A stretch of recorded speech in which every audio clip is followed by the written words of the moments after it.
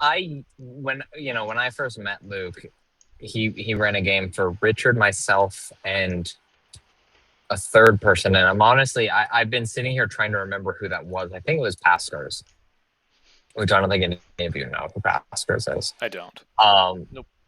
but I used to think like Luke's the one who got me into D&D.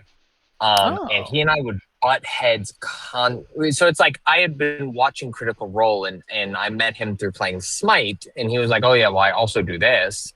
And so then like he was the only reason I actually played it for the first time. And he and I would butt heads constantly because he did not know fifth edition very well. And so he'd like rule on something which is not 5e, and I would just argue him to death over it because I was like, that's not what the rules say. Like that's not what the rules are. At a certain like Luke would just decide how things are supposed to work, which is fine when you're a DM, but then he also just like really sucked as a player because he would decide how a situation was going to work out. And I don't know if you remember this, Aaron, from the Waterdeep campaign. One of the things Luke did was he was like, I'm gonna go around our neighborhood and I'm gonna hire a bunch of like thugs, and I'm going to suggest to these people that they have to pay me protection money. And I was like, okay, just to be clear, you're trying to extort them. And he was like, I mean, no, I'm suggesting they pay me extortion money. And I was like, Luke, that is extortion. I don't know what to tell you. That's There, like the Gamer. main That's definition, my guy. and so he was like, okay, sure. And I was like, cool. Just so you know, they're going to contact the guards. And he was like, no, they won't. And I was like, yes, they will. They're going to contact. And it was like, it was hours, I want to say, of, because again, I told him, I was like, Luke, I am telling you as the DM, this will not work. This will backfire. I am telling you. No. Just trust me. It'll work. Blah, blah, blah, blah, blah.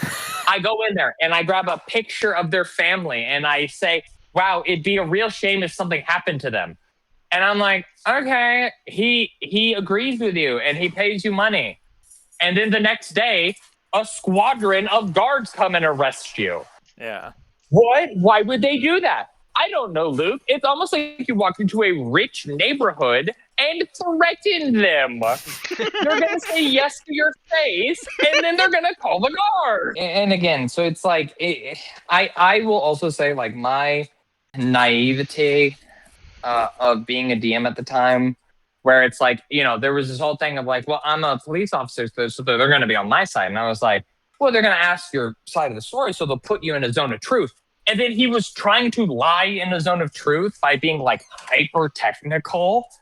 And I was like, okay, then I'll be like, if you are aware that you can just be hyper technical to tell a lie, they will just be hyper technical on the questions they ask.